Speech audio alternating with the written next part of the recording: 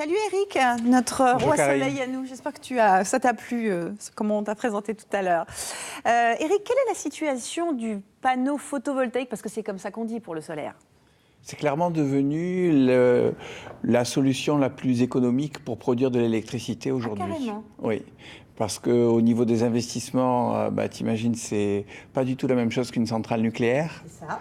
Il faut provisionner beaucoup moins d'argent. Alors, c'est un peu l'avantage et l'inconvénient, parce que du coup, on a de grandes fermes solaires comme celle qu'on voit derrière toi, alors que moi, je préfère qu'on garde la terre agricole pour les agriculteurs et qu'on équipe plutôt les entrepôts et tous les toits plats. Il y a de la place. Il y a de la place, oui. La situation en fait, du panneau voltaïque a énormément chuté au niveau du prix, en fait. Donc ça devient de plus en plus accessible. Ça a chuté de 90% par rapport à il y a 7 ans.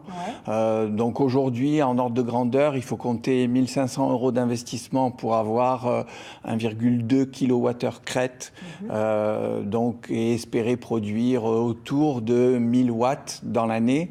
C'est-à-dire, si on compte que l'électricité est autour de 14 centimes le kilowattheure, ça fait à peu près un retour sur investissement de 140 €. C'est pas mal. Ça fait 10%. Il n'existe aucun produit aujourd'hui qui permette d'avoir un retour sur investissement de 10%. C'est la raison pour laquelle il y a maintenant de grosses sociétés qui s'y intéressent et qui sont en train de recouvrir le pays de panneaux photovoltaïques. Ces panneaux photovoltaïques étaient utilisés jusqu'à présent en autoconsommation. Ça commence à un peu plus... Non, c'est l'inverse. Qu'est-ce que j'ai dit? Oui, c'est l'inverse. C'est-à-dire que pendant longtemps, les gens ont regardez ça justement comme un produit d'investissement, en se disant... Pour revendre aux fournisseurs d'énergie, c'est ça. à EDF, puisqu'on avait fait un tarif de rachat par EDF intéressant, puisqu'il n'y a aucun investissement à faire, c'est le particulier ou la société privée qui le fait, et ensuite le kilowattheure, on le récupère comme ça. Maintenant, évidemment,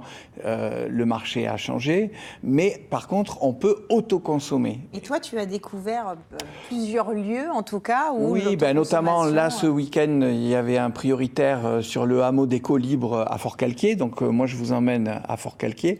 Le hameau des Colibres, c'est un hameau d'habitat participatif en architecture bioclimatique. Oui, on voit les panneaux, voilà. Et comme quoi, il reste quand même des problèmes. Par exemple, eux, ils voulaient avoir juste un compteur à l'entrée et se débrouiller ensuite pour la répartition. Ils n'ont pas pu. Et pourtant, ils ont des parties collectives. Et même le fournisseur le plus écologique d'électricité n'a pas pu s'arranger avec eux. Finalement, ils sont passés par ILEC. Tu veux dire que ce n'est pas encore complètement rentré dans les mœurs? Ça veut dire qu'administrativement, il peut y avoir encore un petit peu de retard. Alors, on a vu passer la légumerie Oui, parce que ça marche pour les habitants, mais ça marche aussi pour les sociétés. Voilà, c'est ce que je voulais vous dire, c'est qu'effectivement, aujourd'hui, y compris des établissements scolaires comme par exemple le lycée agricole de Saint-Maximin a créé une légumerie. Qu'est-ce qu'il a fait? Il l'a recouvert de panneaux solaires et il est en autoconsommation à 75%. Voilà. Alors il y a des choses intéressantes à savoir. On va donner quelques petits conseils à nos téléspectateurs.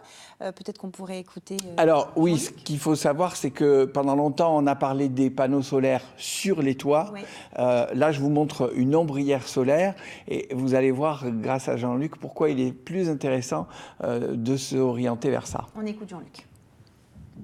Quand on monte sur un toit, quasi systématiquement, on casse une tuile. Et voilà, et après les conséquences, on les voit arriver quelques mois après. Donc, fort de ce constat, dont on a aussi été un peu acteur, on a essayé de raisonner sur une ombrière. Cette ombrière, on l'a faite sans aucune fondation, ça veut dire que la structure est lestée, moyennant quoi on peut déplacer si l'on veut, on n'a pas la contrainte d'abîmer son parking et ainsi de suite. Sur un tracker 2 axes qui suit le soleil et qui l'oriente en permanence, on va gagner plus de 60% de production par rapport à des panneaux fixes sur un toit. Sur un tracker sur un axe, quand on passe de 10 degrés à 60 degrés en fonction des saisons, on vient descendre tranquillement pour arriver à l'optimisation idéale qui fait gagner jusqu'à 40% de production sur l'année. Un autre élément important, c'est que le photovoltaïque et l'effet photovoltaïque souffre de la température qui s'élève en été. Et donc, vu que les panneaux sont bien ventilés, on va déjà, d'ores et déjà, par rapport à un toit, gagner en gros 10%. Le solaire, il faut vraiment pouvoir l'utiliser de la meilleure façon. Alors en même temps, tu comprends que c'est très différent si tu as des panneaux sur ton toit que tu ne peux pas orienter, et si tu as des panneaux dans ton jardin. C'est ça le secret en fait. Pour optimiser, oui, c'est sûr que les particuliers qui ont un petit morceau de jardin et qui peuvent orienter ça plein sud, c'est l'idéal. Il y a 10 mois, on parlait déjà du solaire. Tu trouves, avec l'évolution, que les lobbies lâchent un peu, les fournisseurs d'électricité est-ce que ça se met bien en place? Alors, c'est à la fois plus simple et plus compliqué. C'est plus simple parce que les prix ont tombé, donc ça devient un investissement qu'on peut envisager. Mais du coup, comme la rentabilité est forte, il y a à nouveau des gens qui vont vous démarcher pour présenter ça comme un produit d'investissement, et on risque à nouveau de voir des gougnafiers qui essayent de vous fourguer tout n'importe quoi en disant c'est rentable, et puis faire attention. On sait qu'il y a plein de toitures qui fuient aujourd'hui, qui ont été subventionnées à l'époque, et des gens qui se retrouvent avec une société qui a fait faillite et qui ne peut plus faire les réparations chez eux, et ça a beaucoup nuit au solaire. Bien sûr.